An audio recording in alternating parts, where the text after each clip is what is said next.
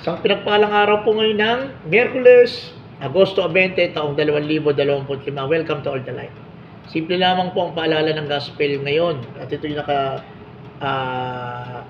pagbulayan natin ito sa sulat ni San Mateo, Kabanata 20, talata 1 hanggang 16. Ito po yung talinghaga ng tungkol sa manggagawa ng ubasan. Sabi ko, kapatid, wala ba akong karapatang gawin sa ari-arian ko ang aking kaibigan? Kayo ba'y naiinggit dahil ako'y magandang loob sa iba? At sinabi ni Jesus, ang mahuhuli ay mauna at ang mauuna ay mahuhuli. Sa gospel, kapatid, balikan muna natin yung istorya para mas lalo natin maintindihan. Lumabas yung manggagawa ng ubasan, then after din lumabas, may nakita siya mga nakatambay. Sabi niya, wala kang ginagawa. Magtrabaho kayo sa ubasan at babayaran ko kayo ng isang pilak. Then, nagtrabaho. Lumabas ulit siya ng alas 9 ng umaga. May nakita na naman siyang ulit grupo ng mga nakatambay. Yung mga nakatambay, sabi niya, magtrabaho kayo ulit doon. Babayaran ko kayo ng karampatang sahod. Then, alas 12 ng tanghali, may nakita na naman siyang grupo. Sabi niya, magtrabaho ko doon, babayaran ko kayo ng karampatang sahod. Alas 3, at nung magtatapos na yung hapon. Kaya lang nung natapos ng hapon, para magpasahod na, pinatawag ng may-ari ng ubasan from dulo hanggang doon sa nauna. Yung huling-huling nagtrabaho, binayaran ng may-ari ng ubasan ng karampatang sahod o isang pilak noong time na yon. Kaya lang, ine-expect na ito mga nauna na mas mataas yung ibibigay sa kanila. Bakit? Mas nauna sila doon sa pagtatrabaho. Kaya lang, ibinigay ng may-ari ng ubasan ng pare-parehas sa kanila sahod. Nagtampo o nagalit yung mga nauna. Bakit pinagpare-parehas mo naman? Mas nauna kami dyan. Sabi na namin ng may-ari, niloko ko ba kayo? Sinabi ko ba sa inyo na mas mataas ang sasahurin nyo kumpara doon sa mauna? Hindi ba't naging patas naman ako? Wala ba akong gawin? O wala ba akong karapatan para bigyan yung mga nahuhuli ng parehas doon sa sinahod nyo? The first point of the gospel is, kapatid, the first point ng gospel is, kapatid, ang ating Panginoon ay parehas tumingin. Pantay-pantay siya tumingin sa kanyang mga anak. Kay mayaman ka, kay mahirap ka, kay nauna ka, kay nahuli ka, kay masama ka, kay mabuti ka. Pantay-pantay ang pagtingin ng ating Panginoon. The second point of the gospel is about comparison. Yung mga nauna, kaya sila nalungkot kasi ikinumpara nila yung kanilang sarili doon sa mga nahuli. Diba? Ganon din naman tayo sa pagiging mananampalataya. Naku, wala yan, mga masasama yan. Kami, matatagal na kami manggagawa sa ubasan. Mas pagpapalain kami ng Panginoon. Mas bless kami ng Panginoon.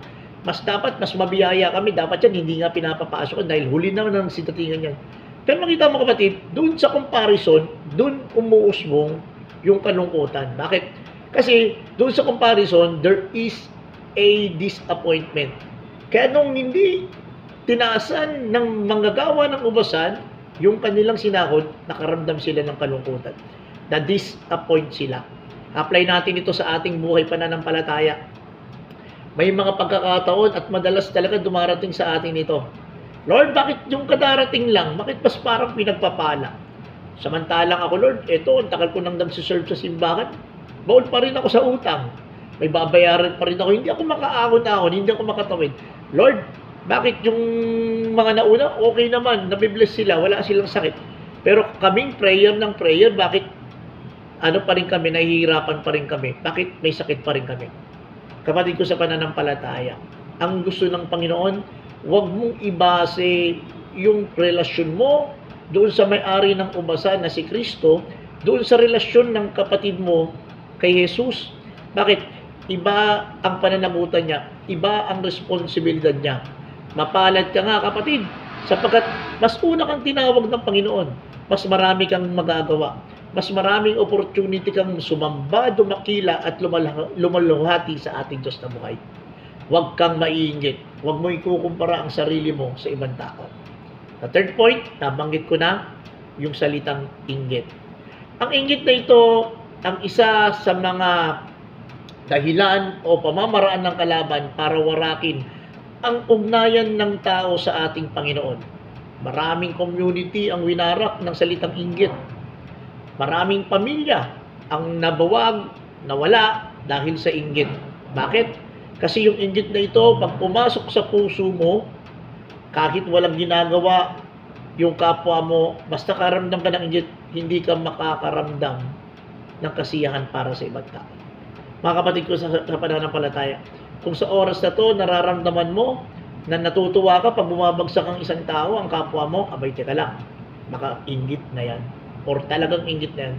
Pag natutuwa ka na yung mga tao ay nasasaktan, nahihirapan, abay, teka lang, delikado yan, nakakaramdam ka ng inggit.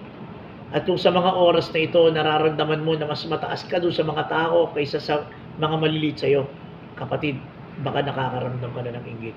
At ang inggit na yan, kapatid, ang siyang ginagamit ng kalaban para lumayo ka sa pag-ibig mo sa Diyos at pag-ibig mo sa kapwa. Kaya sa araw ito, kapatid, ipanalangin natin. Sabi rito, kapatid, maraming nauunang nauhuli at maraming nauhuli ang nauuna. Nawa, sa biyaya at grasya ng Diyos, sabay-sabay tayo. Maaring nahuli siya, maaring nahuli ka. Maaring may nauna sa atin or may mas nahuli sa atin. Ang mahalaga, sabay-sabay tayong naglilingkod ngayon sa ating Panginoon. Sabay-sabay tayo na may patutunguhan doon sa buhay na walang hanggan. Unang bagay, ang Diyos, pantay-pantay kung tumingin. Walang mahirap, walang mayaman, pantay siya sa masama at sa mabuti. Nagsusupply siya. Second, do not compare.